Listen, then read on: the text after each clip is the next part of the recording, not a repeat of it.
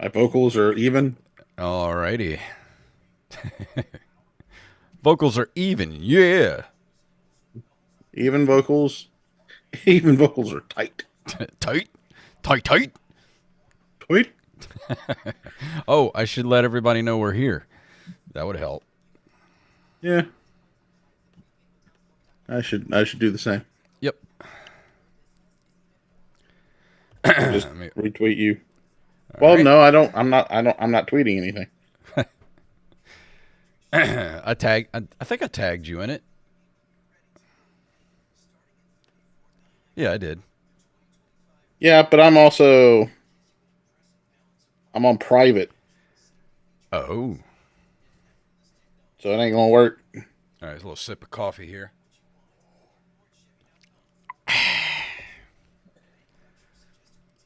Oh, I forgot Let to me put make the sure new my- thing in there. Oops, my bad. What new thing?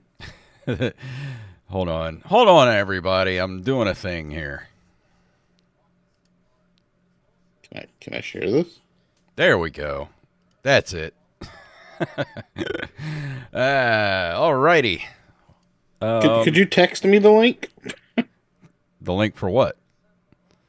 for the live?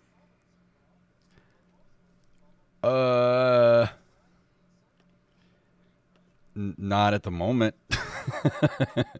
Well, never mind then. Well, I tagged you in it on Twitter. You should be able to see it. I'm not on Twitter. I told you that just now. I think I tagged. Yeah, well, no, well, I tagged you on Facebook too, but I don't know if that tags your account. Let's see. Let me double check. Let me go to Threads real quick and let her. I'll do it there too. This is good radio, everybody. This is good stuff here. Yeah, I know. All right. It doesn't matter. Forget it. Don't worry about it. I'm not caring. I just posted Whatever, to Threads, so you should see it over there. All right, let's do this. Let's do a show, everybody. What do you say? Let's do this. Here we go. In 3, 2, 1.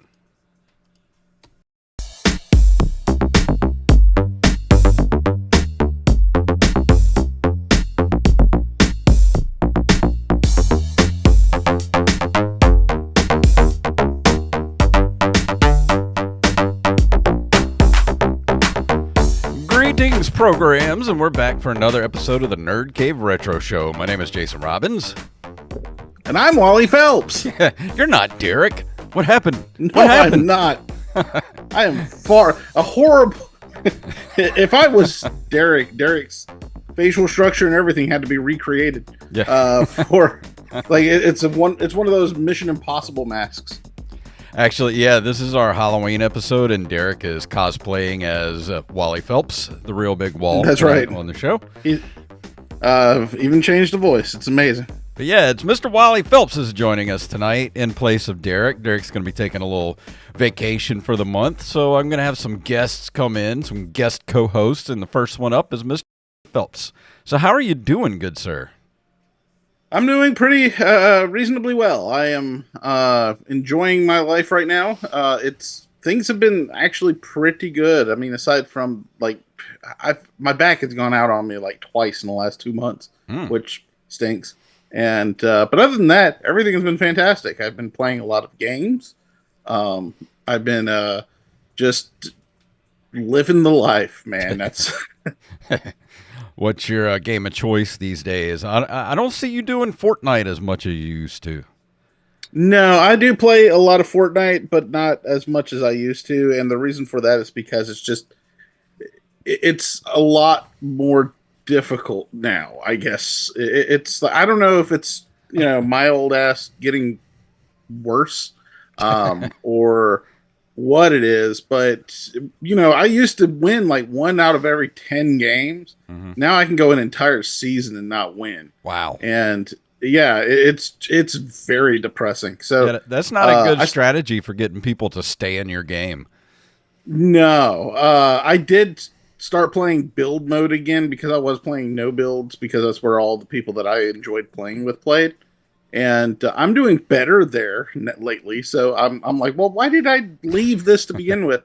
And they've just started a new season. It's the remix season, which means they went from chapter 5, I think it is, all the way back to number 2, and which is the season I started playing. So it's very nostalgic for me. Only thing is that they've changed a few of the points of interest to collaborations. So where the agency point of interest was, it is now the Dog Pound, and it's Snoop Dogg's mansion, and he is Snoop Dogg, and his minions are running around trying to kill you, and he joins your side if you shoot him down. Snoop so, Dogg yeah, is that's pretty everywhere these days. I opened my refrigerator the other day, and he handed me the mayonnaise. He was like, "Here you go, dog." I was like, "Thanks, Snoop." There you go, man.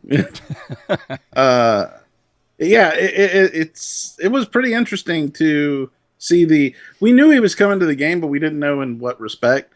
And we thought it was going to be for the Fortnite Festival, which it was, but he's also in the Battle Royale, so it's interesting to have him in both places.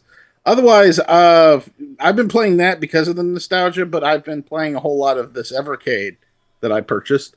I got the Evercade. What model is this? The VSR? I was going to ask you about that to talk a little bit about that on the show, because it's a very, very interesting little gadget.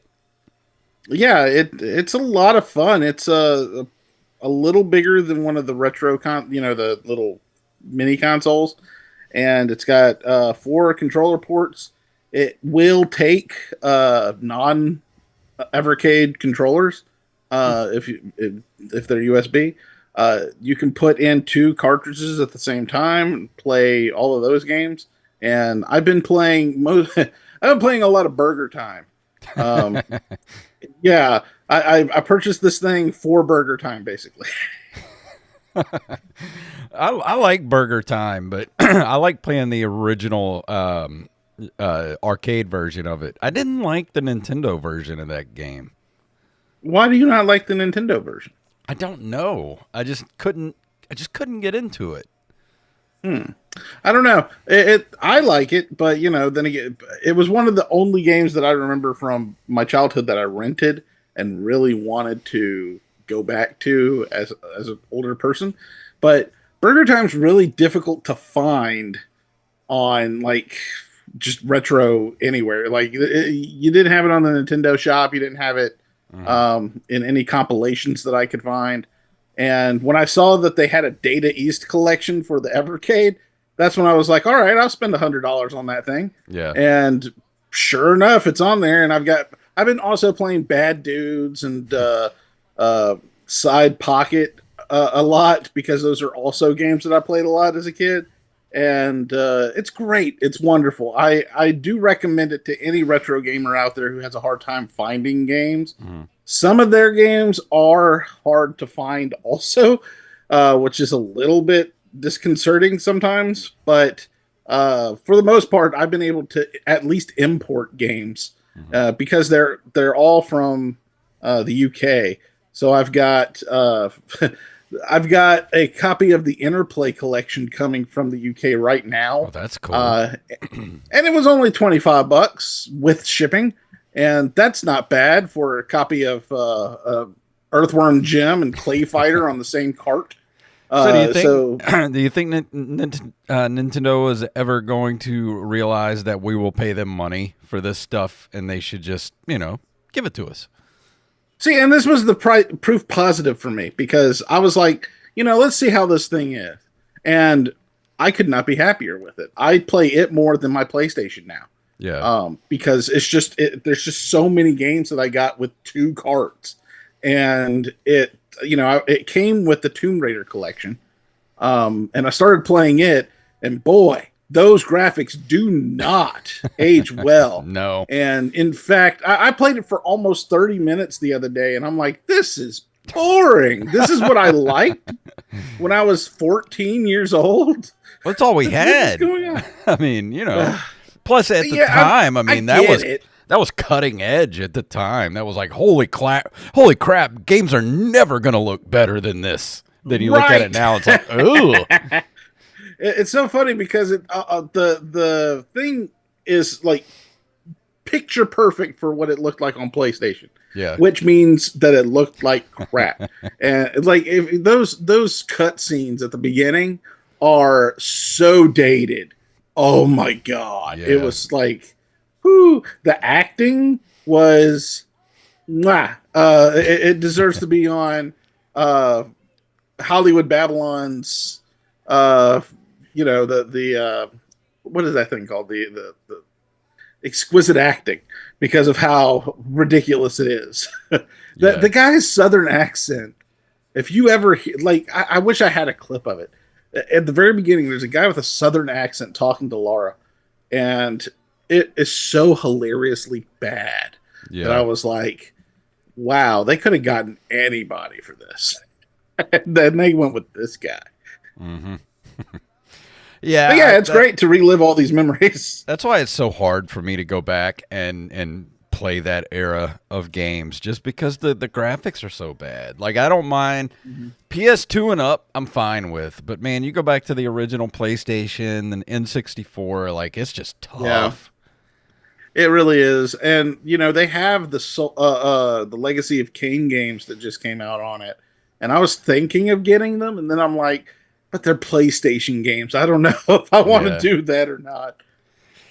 You never know. I mean, some of them might hold up, but I don't know. I think it's few and far between that those games are going to actually hold up. Yeah. I mean, it's mostly the cartoony games, like the Raymans and stuff like that. That I think, hold up. But but I do recommend it for anybody who, I mean, I'll do a full review sometime in the future of it. But just my initial, first on hands experience with it is that it's super cool. The games are relatively inexpensive.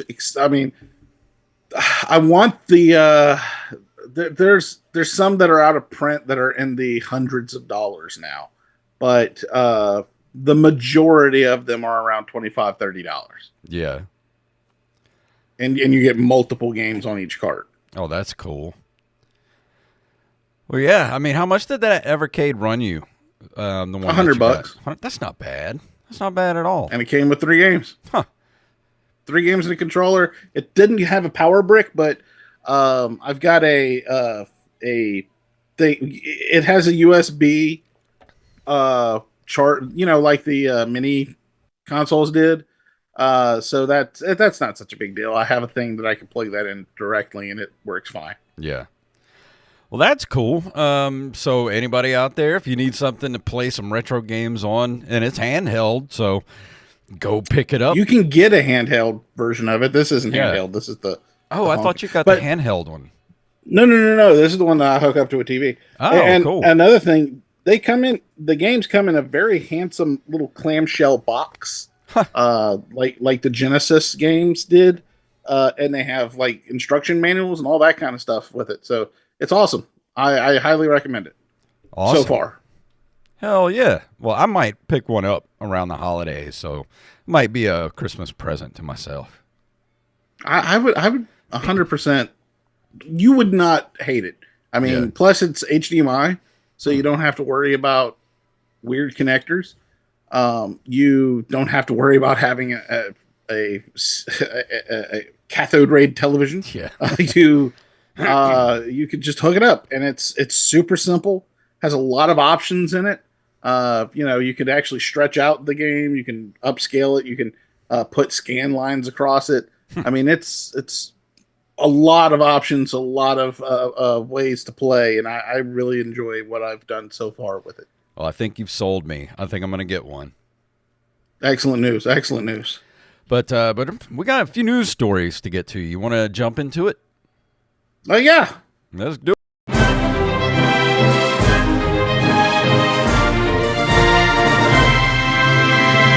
And some of tonight's stories were provided to us by Armez Jackson. And if you have a news story you'd like us to cover, send them to nerdcaveretro@gmail.com. And the first story up tonight is from pocketlint.com. Retro gaming dealt another blow following copyright decision. Let's see. The game preservation is an important part of keeping some of these older games accessible for those who wish to revisit and study them. The Video Game History Foundation supported a petition filed by the Software Preservation Network to have DMCA exemptions extended to software like video games. The DMCA exemption would allow for the preservation of software like video games for research and academic purposes. Now, the U.S. Copyright Office has said in a recent announcement that the Digital Millennium Copyright Act will not grant any exemptions for video games for the sake of preservation, which could be a massive blow to those who consider video games to be important cultural media. And although the U.S. Copyright Office refused to issue the DMCA exemption, the Video Game History Foundation says the fight is not over. Quote, "We're not done fighting here. We will continue our advocacy for greater access and legal allowances for video game preservation and working with members of the game industry to increase internal awareness around these issues," they said in a statement. So what do you think about this? It's not very surprising at all. I mean, copyright law is very specific with when you can essentially, it's not so much the preservation of the games, it's the having it available for people to have. Yeah. And that's really what the situation is. If they are trying to just keep these games like on a hard drive somewhere in a giant refrigerator so the hard drives won't melt and things of that nature, yeah, that would be fine. But they're wanting an exemption to the DMCA so they can actually have them up so you can play them, and that's a bridge too far. That's not legal. Yeah, but I also think that, and we've said this a million times on this show, or at least I've said it. I know Derek agrees. Mm-hmm. Nintendo should get with Sony and Sega and Konami and all these different video game companies and just come up with a way to say, hey, if we're not going to sell this stuff anymore, then we need to get together and come up with some kind of mutual thing together to where we can put all this old stuff into some sort of online library where people can access these older games because they're not being sold anymore. You can't make money off of them. Or if you can, then just offer them. There's no like I have the entire Super Nintendo library on a thumb drive.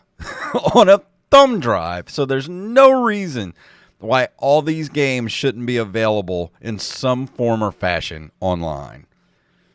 Yeah, and I of course agree. The only thing is you know, they are all trying to have their assets to where they could potentially make money in the future. It's just that they're not doing it. And that is the most frustrating thing. That's on the thing. If they hold on to it for too long, those of us who want to play these games are going to be dead. Right. And I feel like there needs to be a law. The only way that anything's going to change is if the law changes. Yeah. And the only way that the law is going to change, I don't foresee any of these companies going out, especially Nintendo, to say, I think that these should be available for people after this amount of time off store shelves. That would need to come from some sort of legislation from someone, basically an act that says, look, if you don't sell this, if you no longer manufacture this, and sell it for 15 years, 20 years, something like that. There needs to be some sort of time frame. Right. It is like a digital public domain. The current public domain would mean that, we would all be dead by the time that... It's like, what, 75 years? No. It is from the last... Okay. It is... 75 years after the death of the person who created it. Yeah. So it is a lot of the Shigeru Miyamoto-san is still alive. So we're not going to get a lot of these things, for quite some time. if that was the case. In fact, my child would probably not be able to play Mario Brothers, the original Mario She Brothers, would be a without very old lady by that time. right. Finally, we get to play Wrecking Crew. That kind of thing. It's not going to happen. It's just crazy. Like that. I don't understand why this is such a huge fight with these game companies. It's like, this stuff should just be available, at least to purchase online. There's no reason for it not to. We have the technology. We can make them better. Yeah, we can make them better. Have the technology. Yeah. Next story's yours. Okay, original Super Mario Brothers gets upgraded with Game Boy Color port, complete with Yoshi and Wario. Yeah. So a homebrew developer called Micro27 has ported the original NES Super Mario Brothers to Game Boy as Super Mario Brothers Mini, complete with new levels, items, and bosses. Thanks, Game Reinvented. I guess that's where the story originated from. This is from TimeExtension.com, by the way. Never heard of this place before. I've spent the last 5 months learning Game Boy homebrew and just finishing making a remake or demake of the OG Super Mario Bros. For the Game Boy Color, says the developer on Twitter. Boasting tiny sprites in all of the stages from the original and build using GB Studio, Super Mario Bros. Mini includes 8 bonus worlds, as well as the ability to ride Yoshi like you can in Super Mario World. Furthermore, the game includes Super Mario Land bosses King Totomisu and Tatanga, and even Wario appears at one point. So that's pretty neat that this guy basically made like a super Mario Brothers. I think that's really cool. Of course, if he tries to let anyone play it, he will be shot in the street by Nintendo. I was just gonna say Miyamoto is en route to his home as we speak to pull him out by his neck and shoot him in the street.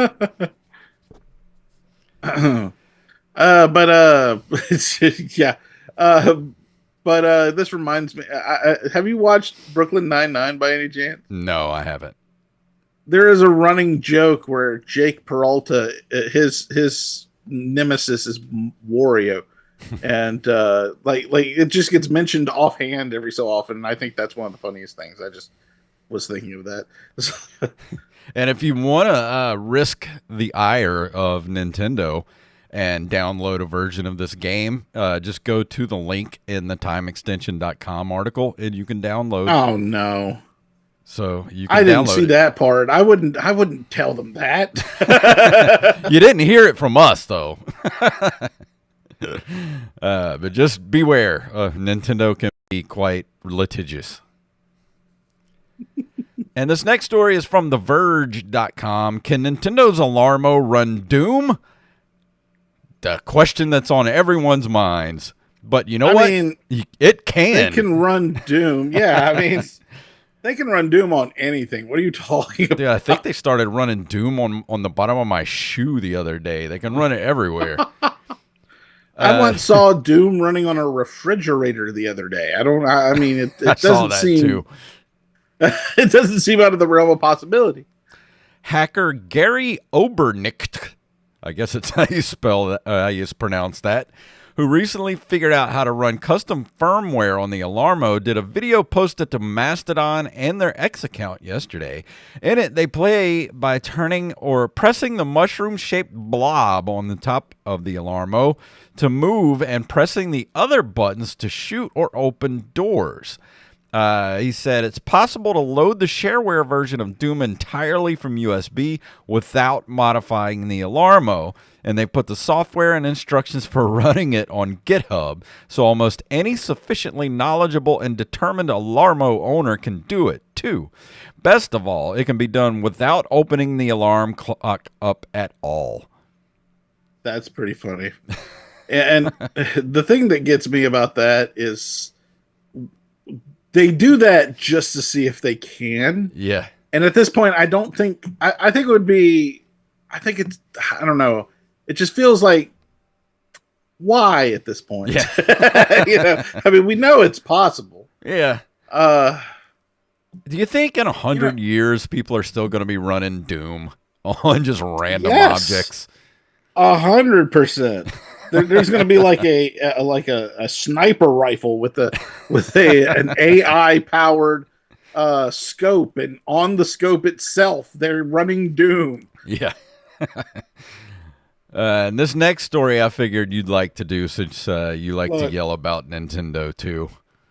I would like to say that this is a non-story. Really, I'm not even going to open it. I did open it already, but yeah, I'm not even going to read the thing. The thing is, it's getting comical that Nintendo keeps not announcing the Switch 2. And I agree, because they keep on announcing these directs, and they're announcing alarm clocks before they're announcing their next hardware. What is happening over there? I don't know. We know it's coming, or at least we think it is. Are they just going to run this thing into the ground? How would it not be coming? I mean, it's the Switch 2. We know it's happening. We know it's just tell us about it. I mean, they said that they're going to announce it before the end of the fiscal quarter. I mean, the fiscal year for them, which is in March. But do you think we're going to get it like the very last day that they can announce it? Yeah. In March. So, yeah, probably. So we'll have it for Christmas 2025. If they don't, I swear to God. Didn't we have like we had a premonition show, where we all did our what we said was going to happen. Yeah. I think I said they would announce the Switch 2 by the end of the year, and I think you said it would be released by the end of the year. I don't think either one of us are going to be right. Well, we're actually coming up on a prediction show for this next year. So, what do you think? Do you think it's going to come out by the end of 2025, or are we looking at another year on top of that? I honestly believe that they're just going to announce a second alarm clock before this is going to be. I mean, next year is going to be a big year for Nintendo fans, because if they don't announce it, we have a whole section of a theme park that's opening next year for us. Mm-hmm. So that's going to be really cool. But will that distract us from the fact that they haven't announced the Switch 2 yet? Or they'll just put it out and just not tell us about it. Oh, the Sega Saturn strategy. Yeah. Well, that worked so well for them. Worked for Sega. It'll work for us. Sure it did. I turned their nights into dreams. Yeah. I'm sorry, that was a fun. Oh, and now it is time for this month in video game history.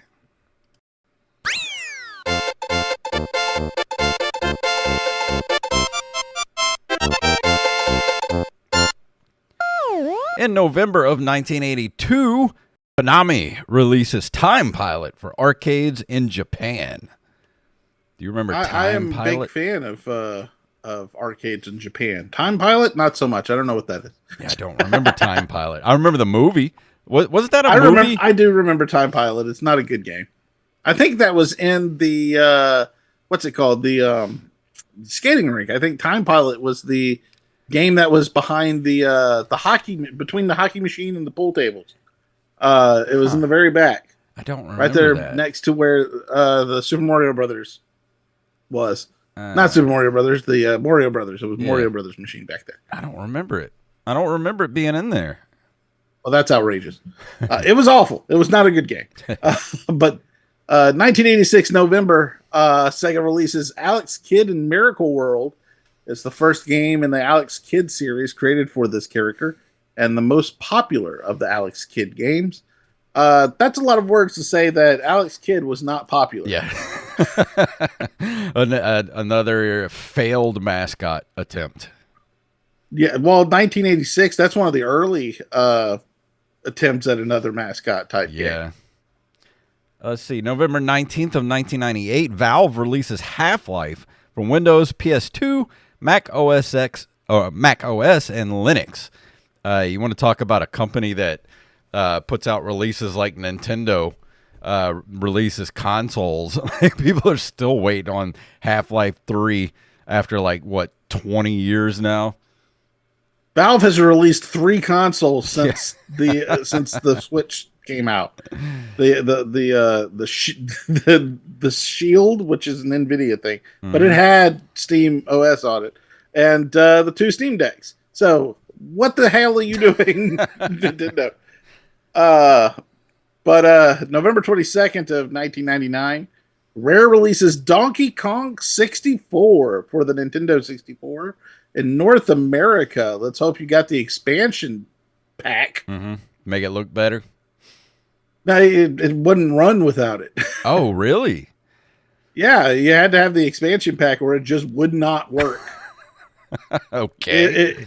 Yeah, when you turned it on, it would have a picture of the expansion pack on it, and it says, you must insert this in order to play this game. Well, that sucks. What if you got that for Christmas and you went to play it and it's like, well, now I got to get an expansion pack to play this thing? I'm 90% sure that it came with the expansion pack, but if you get it used, please be warned that you need the expansion pack in order to play it. Wow. Let's see. November 15th of 2001, the Microsoft Xbox is introduced. Never heard of it. The Duke. The Duke. The canned ham controller. The canned ham. I still have a bit of nostalgia for that original Xbox. Dude, I'm not gonna lie. The Duke was one of my favorite controllers because I got big hands. I need a big controller. I have tiny hands. I have sausage fingers. I can't. No, it ain't gonna work. Oh, did you hear my thumb snap whenever I did that? I'm fragile. That. I need the S version of the controller. But 2004, November 21st, the Nintendo DS is released in North America. I never had one of them because I think by that time I was out of the Nintendo ecosystem, so to speak. Mm-hmm. I was the Xbox guy at that time. And PlayStation because I had both. Yeah. So was I.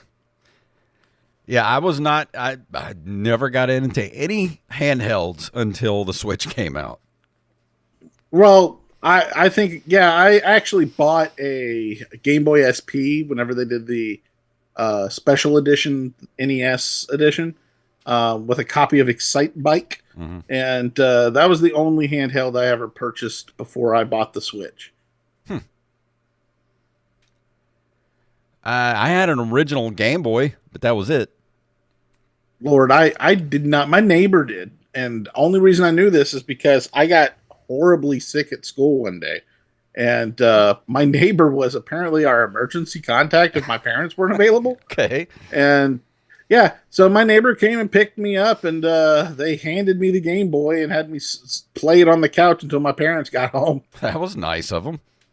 It was. It was the first time I ever played Super Mario Land. Nice. And before we go into the review tonight, I'm going to read off some Patreon shout-outs. And up first, we have Mr. Wally Phelps. He's a jerk. Yeah, I heard that. Brian Piotrowski, Nick W., Eld the Zombie, Yup Fed, a.k.a. Knife, James, a.k.a. Jimbo Jr. on Discord, Raven, Danny House, Justin Nispel, John West, Daniel Salmon, Mike Evelyn, Mr. B-Rez Coffee himself, Tyler Watson, Axblade07, Armez Jackson, Carlos Longoria, a.k.a. I Am the Rampage, Staff Sergeant Sketch, Gus and Penny, Matthew Salmon, Joey Image, and of course, Mama Diamond herself, Donna Diamond. So thank you all for being patrons. Now look, last month we did the No Holds Barred commentary track. Now, Wally, what did you think? It's one of my favorite commentary tracks we ever did. It wasn't Dookie for sure. Dookie. It's one of the funniest movies, unintentionally, I have ever seen in my life. And the real MVP, believe it or not, is Dutch, because he's just kind of wow. Yeah. He is one of the biggest presences in that. How did he not go on to have a film career? I don't know. But you know, whatever. But then last month we did the round table with Mr. TV's Travis from the Wait You Haven't Seen podcast. We did Killer Clowns from Outer Space. And then the month before that was we did Wishman, wasn't it? Yeah, Wishman. Ooh, Wishman. Yeah. Another one that I was not a part of. Yeah, that was weird. That was really weird. It's funny. I was doing something else. I can't remember what it was. But like right after I got done with whatever I was doing, I listened to the Wishman immediately because we had a complex way of watching it. Yeah, and so I had it in one ear and trying to match it up on the TV. Oh my god, that was such a I'm seeing things and I'm like, oh my god, I wish I could have pointed that out to them, and things like that. Yeah. So listen and yell at them while as if they can hear you. But point is, the only reason we do those extra episodes every month is because of patrons who give us their money every single month, who want us to do cool stuff. And if you're a patron, not only do you get you get our early our extra episodes early, like a month earlier than everybody else. Not only that, you get your own personal RSS feed that you copy it and you put into wherever you listen to your podcast. You put that in there and set it and forget it. And all you got to do is just whenever the new episode comes up on Patreon, it'll sync directly to wherever you listen to your podcast. It's that simple. And you can do it for as little as $1 a month. So go head over to patreon.com/nerdcaveretro and become a patron today. And as usual, new patrons, send us your social media info either on Twitter, Facebook, email, or on Patreon so we can give you a proper social media shout out. And tonight we are going to be talking about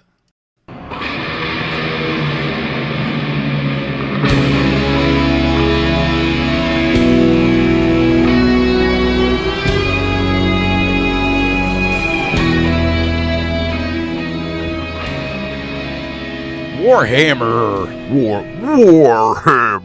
40,000 or 40K, as most people call it. Boltgun. It is a first-person shooter developed by Arrock Digital, I guess that's how you pronounce that, and published by Focus Entertainment. It is set in the Warhammer 40K universe and was released last year on May 23rd, 2023. Let's see. You control a space marine battling against chaos space marines and chaos demons. Its gameplay and artistic style are heavily influenced by first-person shooters from the 90s, such as Doom, with some promotional material referring to the game as a boomer shooter. But the developers have highlighted their inclusion of modern gaming features like the use of modern enemy behavior AI. And so what do you think about the term boomer shooter these days? I don't like it because that would make us boomers, because this was our generation of gamer when these shooters were popular. The Doom came out like right as we were becoming of age. Yeah. So what boomer do you know that are shooting in these games? Should be a Gen X shooter or elder millennial shooter. Something. An elder millennial shooter. Because let me tell you something. My mom and dad are boomers. They didn't play video games. Well, my mom did. She likes video games occasionally. Did she play Doom? No, she did not play Doom. She played Super Mario Brothers 2 until I had Your mom was a Quake woman. Yeah, she played Quake all the time, and Wolfenstein. That was her speed. She liked Duke Nukem. That's what she likes. That's groovy. Yeah, my dad's never played a video game in his life. And my mom, she played Farmville for a while, but she's not into the shooters. So I don't know where this whole boomer shooter thing came from. It sounds good. So, I guess I get it. Boomer shooter's a lot easier. It rolls off the tongue better than Gen X shooter. Yeah. But that being said, it does bring me right back to the days of playing Doom and Wolfenstein on my computer in my high school programming class, because I've talked about it before on the show here, where in class, me and my friends would be in there, and we would try to get our work done as fast as possible, because if you got all your work done, you could go up to the front and pick out a game to play for the rest of the period. So I would try to get done as fast as possible because everybody wanted Doom or Wolfenstein, one of those two games. And if you were one of the first people finished, then you got first dibs. And you got wanted to be the first person shooter? Yeah, the first person shooter. But that's exactly what this game is like. I mean, it does have your modern upgrades. It plays like very smoothly like a modern game on modern controllers. So it does have that sort of, quality of life upgrade from the old school shooters. But other than that, I mean, it looks like an old school 90s shooter, very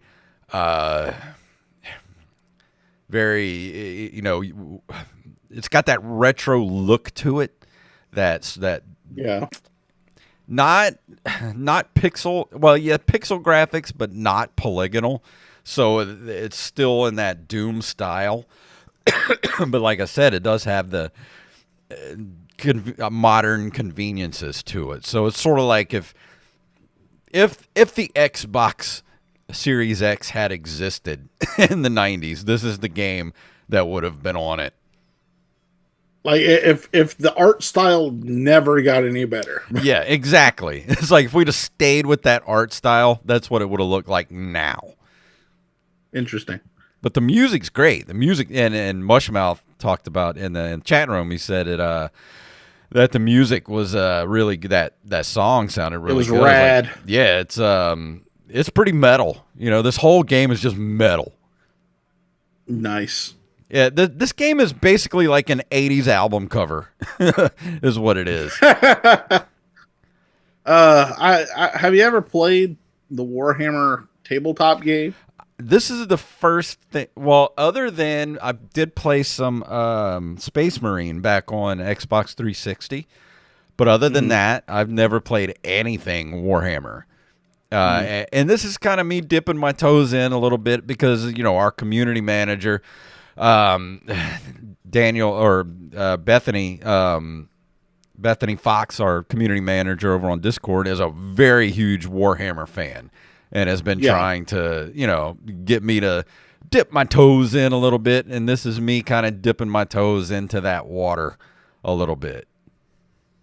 Well, I am not a Warhammer guy. I never played it. I just know it's very expensive to play. So I just, I don't. But I've always been interested in it because I am interested in other types of tabletop games. This being a first-person shooter, I assume it's not much like Warhammer as a lot of people imagine it, considering that it's a tabletop role-playing game and not a first-person shooter.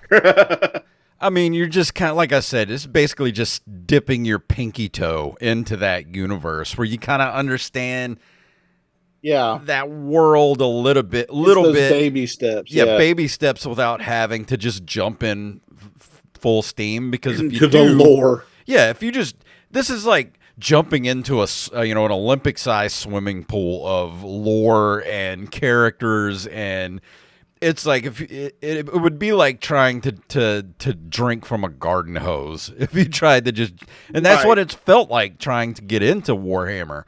Looking at little videos here and there, lore videos and stuff. It's like, wow, where do you even start with all this stuff? Well, there's a creator I watch on YouTube that does a lot of D&D stuff, so that's why I started following the guy. But his name is Cinderman Sally or something like that, or Cinderella Sally something. Yeah, I can't remember the guy's name, but he started doing Warhammer stuff on his channel. And he was talking about how the orcs differ from the normal fantasy orcs. And what he was talking about is that they are, whatever they imagine is how life is. So, like, they could create, like, a spaceship and they could breathe in space, all because they think they can, so it happens. And it's Yeah. like that's just the jumping off point. So it's like that is wild. I would love to learn more about this world and the lore because if their orcs is like that, Yeah. what else is wild? Yeah, because I mean, think about it. It's not only just the Warhammer universe. I mean, you've got the Warhammer that, World of Warcraft was kind of based on. You've got that, like, the medieval style fantasy of Warhammer. But then you got the Warhammer 40K stuff, which is all that stuff, but in the distant future, where you've got, like, these crazy, space marine priests and stuff like that, and all these orcs and stuff that, like, they have these ships, and like they pray for the engine gods to start up the engines and all that kind of stuff. And it's like, this stuff is crazy. Dear sweet Lord, please start the engine of this vessel. Yeah, That's I mean, weird. Here's a piece of trivia. That is how SpaceX operates. yeah, they just pray. No, but there's really cool parts to this game where, it starts off kind of like in these creepy, big creepy castle, and then it sort of, then it really starts to get all kind of sci-fi, and you're going through all these, like, weird wormholes, and there are parts of the game where you go into these big open areas, and you're supposed to cleanse the area before you can move on. And then it just kind of turns into, a survival game at that point. It's like, what do they call those where it's just wave after wave of enemies keep coming at you? Like a horde rush type situation. Yeah, it's like a horde mode, almost. Like these sections of each level you go to, there's these sections that are like horde mode where you have to cleanse the area, and it's like all the stuff coming at you. And luckily, I was smart enough when I first started the game. I was like, you know what? I'm going to play this on the easiest setting possible, because even then, it still can be kind of hairy and difficult in those situations. Right. But that's just, it's kind of the nature of these shooters like this. These boomer shooters. Yeah, these boomer shooters. How many boomers did you shoot? All of them. Oh my God! You cleansed the boomers. We don't need we don't need you to be saying that. This is a confession. Today, of all days. This is less a review than a confession. I guess I could talk about some of the plot of the game. It's hard to talk about, like, the story of this game because it's so kind of huge. I'll just touch on it a little bit. So for those of you who do know about Warhammer, it takes place in the Adeptus Mechanicus Forge world of Graia, several standard years after the events of Warhammer 40,000 Space Marine and the liberation of Graia. I guess that's how you pronounce it. You take the role of Malum Cato, a firstborn Stern Guard veteran space marine of the Ultramarines chapter sent by the Inquisition with several of his first company brethren back to Graia on a mission of great importance. Let's see. God, the story is so crazy. Let's just say you're going after the big priest guy demon, I think, but you got to go through all these castles and different worlds that you're going through. You're going, like I said, you go through these wormholes, and then everything just looks like hell, and it's crazy. Well, that sounds lovely. Yeah, so basically, if you like Doom and you just like, hellish imagery and stuff like that, this is the game for you. Well, I will be in line for this. Of course, it looks like it's on PlayStation 5. It's everywhere, yeah. Because, this seems to be one of those episodes where you stretch the definition of retro. Well, the reason I even wanted to do this is because, Warhammer's been around since, the late 80s, I think, or mid-80s. Yeah. And this is a definite throwback to the 90s for games like Doom, Wolfenstein, the games like that. I mean, it's emulating those game experiences. So as soon as I played this, I was like, I think this will qualify to be reviewed on the show. Well, I like it. I'm definitely going to end up having to look at it. But if you had to give it a number grade, what would you give it? I'm gonna give it at least an 8. You know, it's not a perfect game. It can be really easy in some parts. Some parts can be a little overwhelming, but it is a beefy game too. I've been playing it for like a month and a half now, and I'm still not finished. Like I'm Oh almost to wow! the end.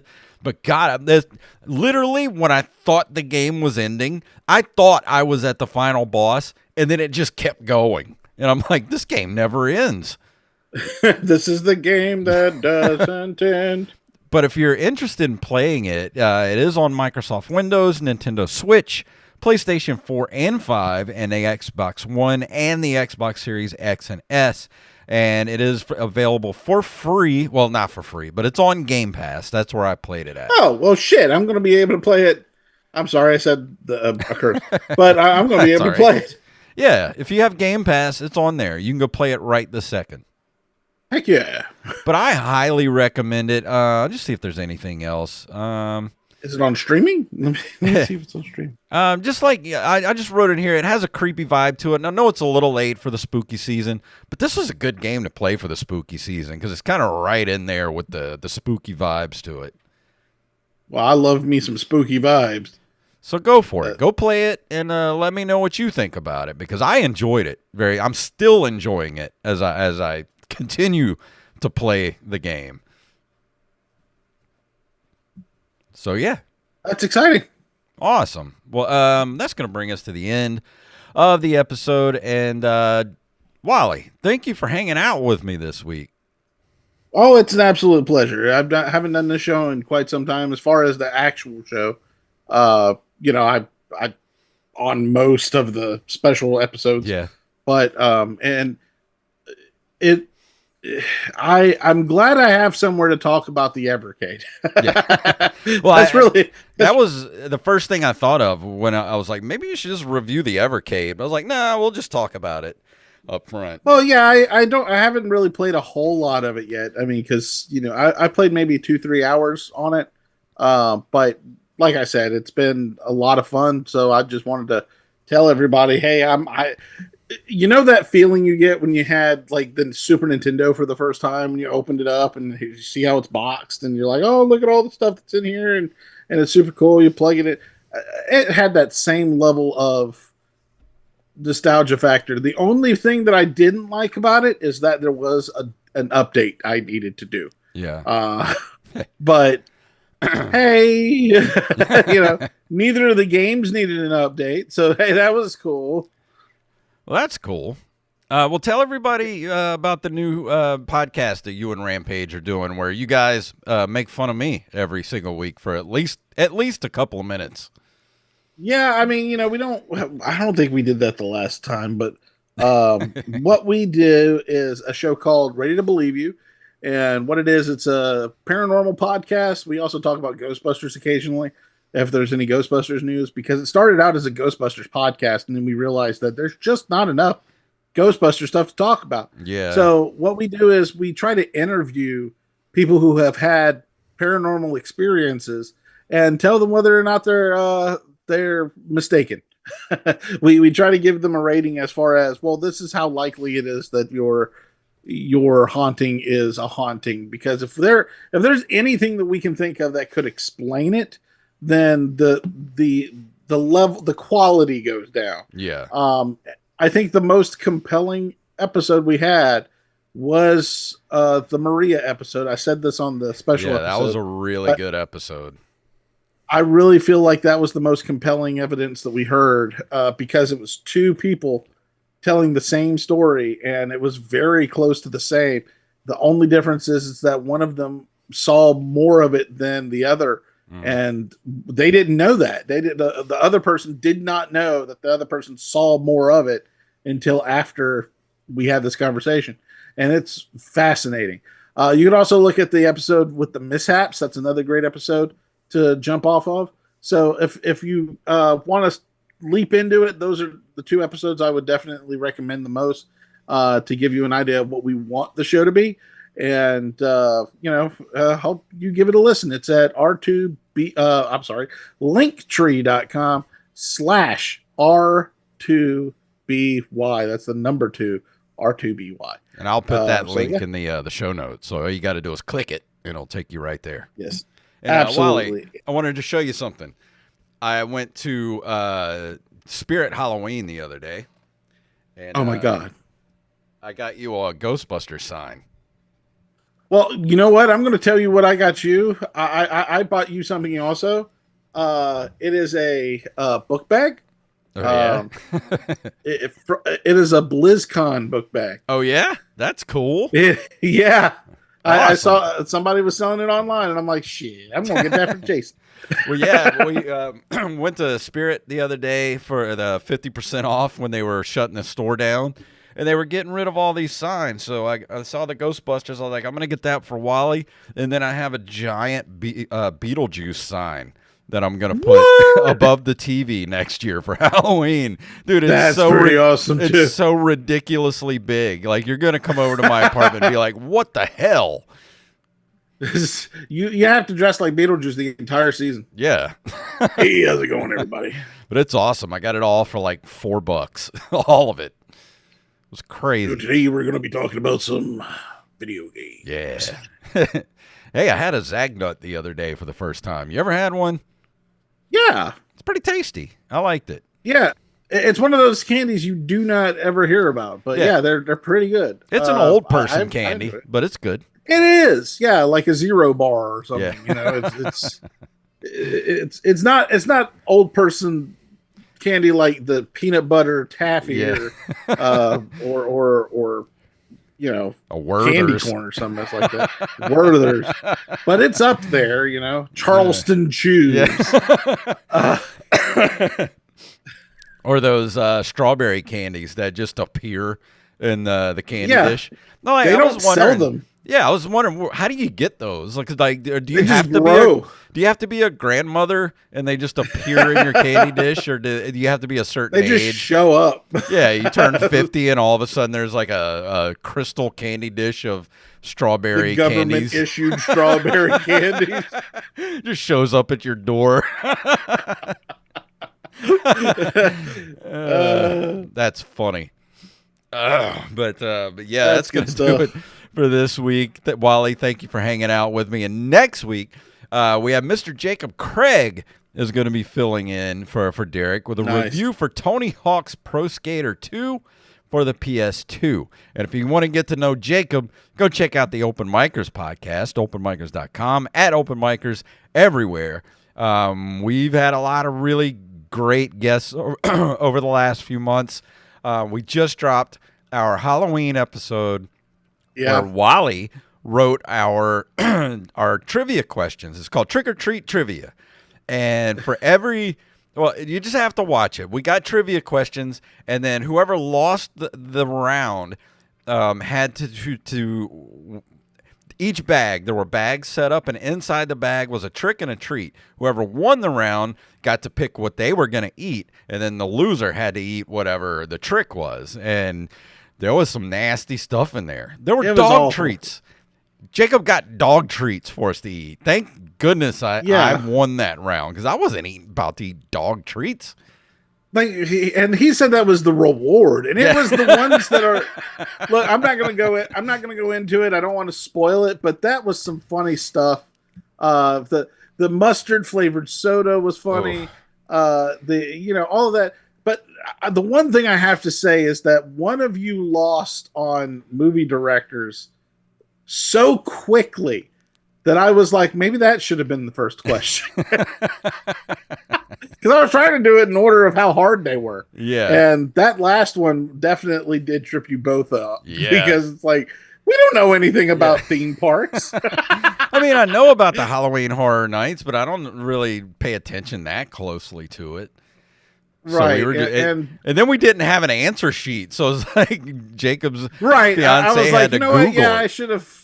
I should have wrote down like a list of everything, and hey, it was a learning experience, and we'll do it. We'll be more professional about it next year. But I mean, but at the same time, you guys did pretty well for the 3 that you did guess.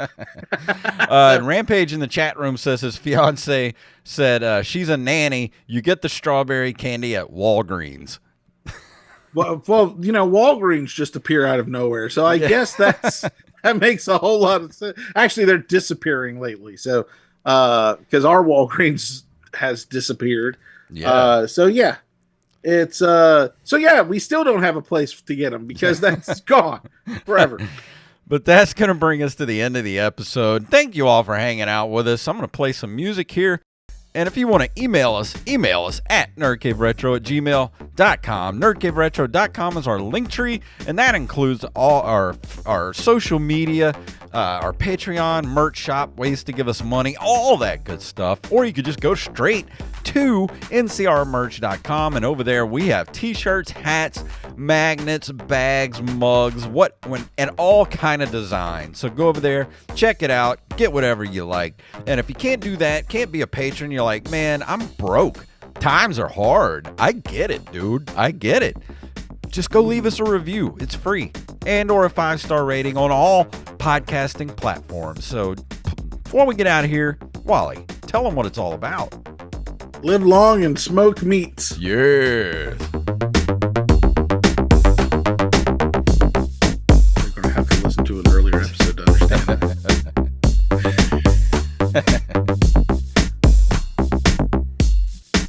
Oh, a fellow chucker, eh?